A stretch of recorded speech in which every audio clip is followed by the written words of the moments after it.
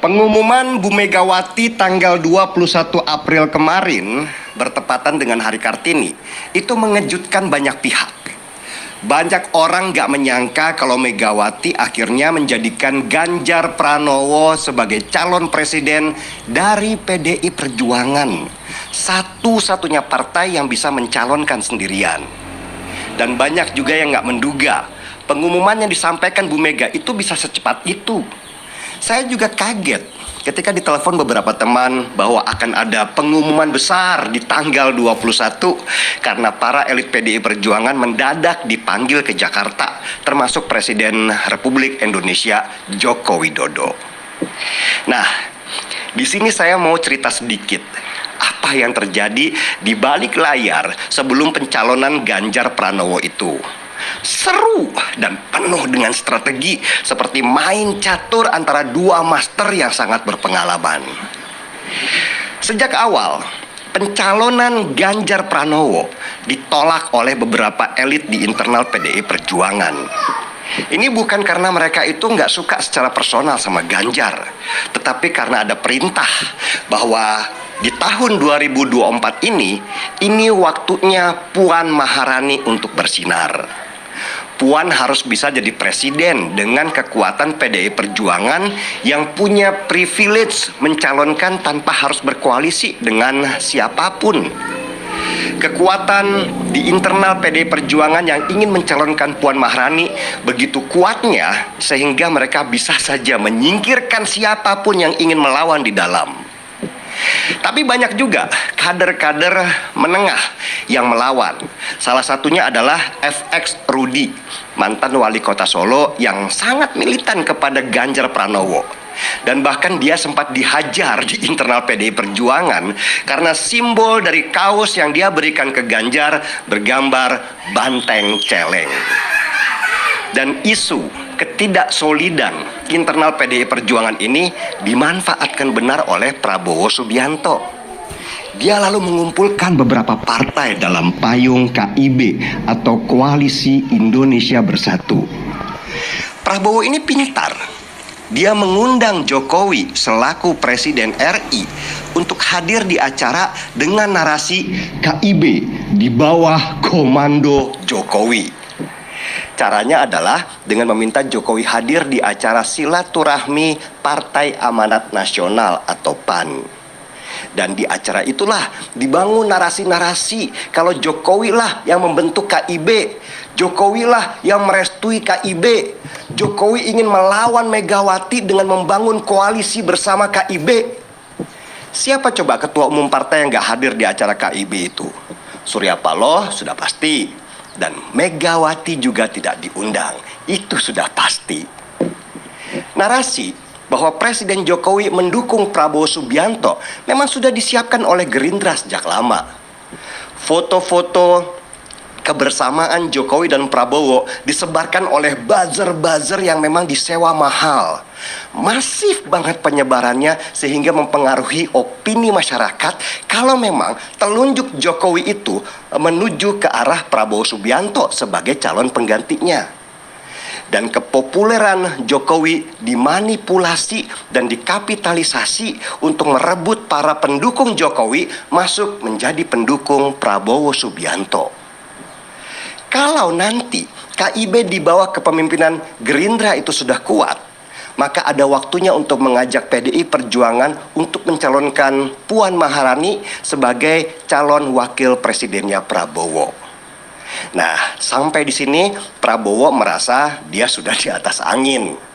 Opini sudah terbentuk, simpati juga sudah terbangun, tinggal satu peluru lagi harus diluncurkan, yaitu menghancurkan nama Ganjar Pranowo sebagai lawan terkuat Prabowo Subianto. Dan momentum itu datanglah lewat Piala Dunia usia 20.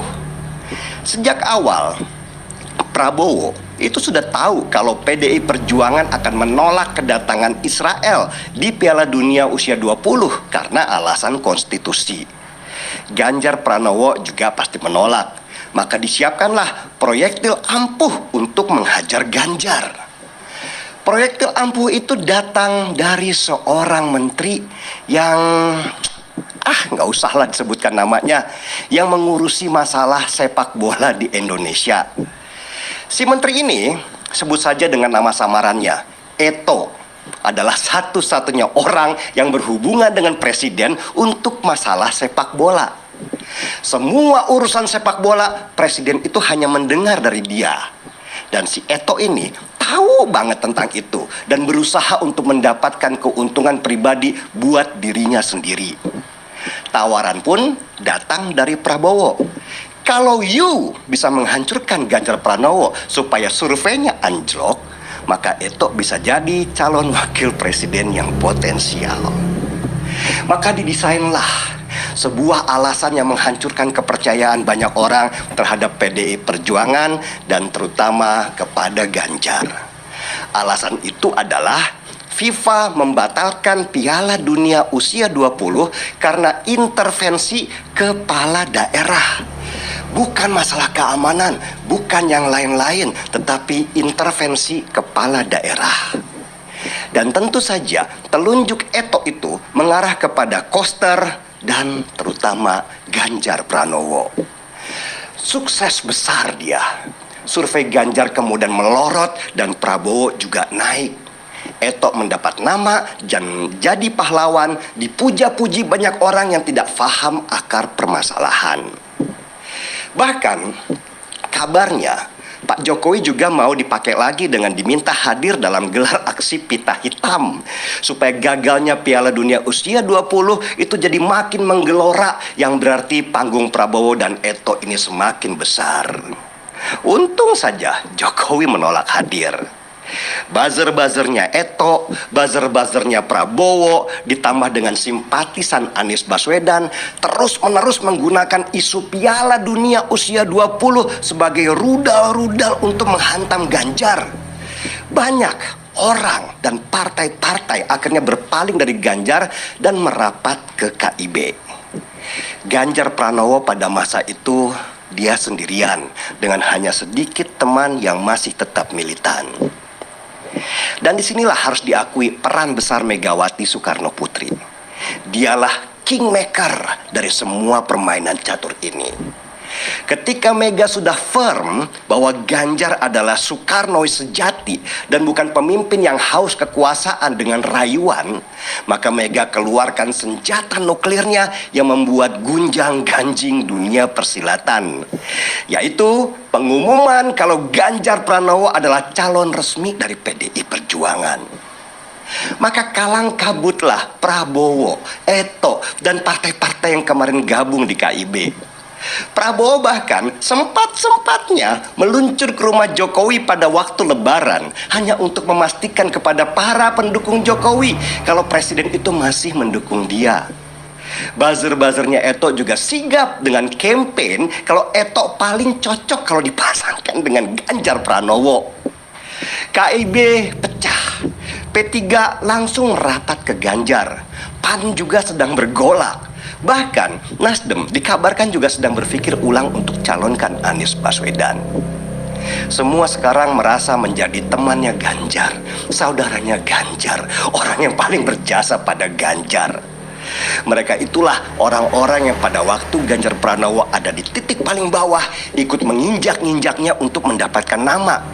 Mereka hanya pencari keuntungan, bukan murni militan. Memang benar, saya jadi teringat kata-kata saudara Nabi, yaitu Ali bin Abu Thalib pada waktu ditanya seseorang, "Ya Ali, begitu banyak temanmu, bisakah kau tahu berapa semua jumlah mereka?"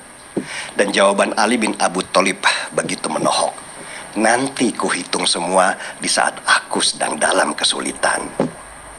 Orang banyak bilang, di dalam politik tidak ada teman sejati, yang ada hanyalah kepentingan yang abadi. Tetapi kasus Piala Dunia usia 20 ini tanpa sadar menjadi sebuah ujian. bahwa teman sejati datang justru dari orang-orang yang tidak diperhitungkan.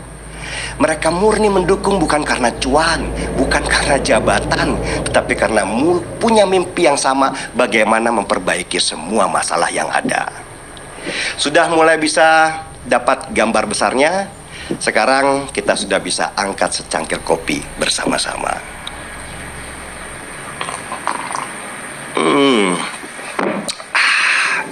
Sedapnya gaspol.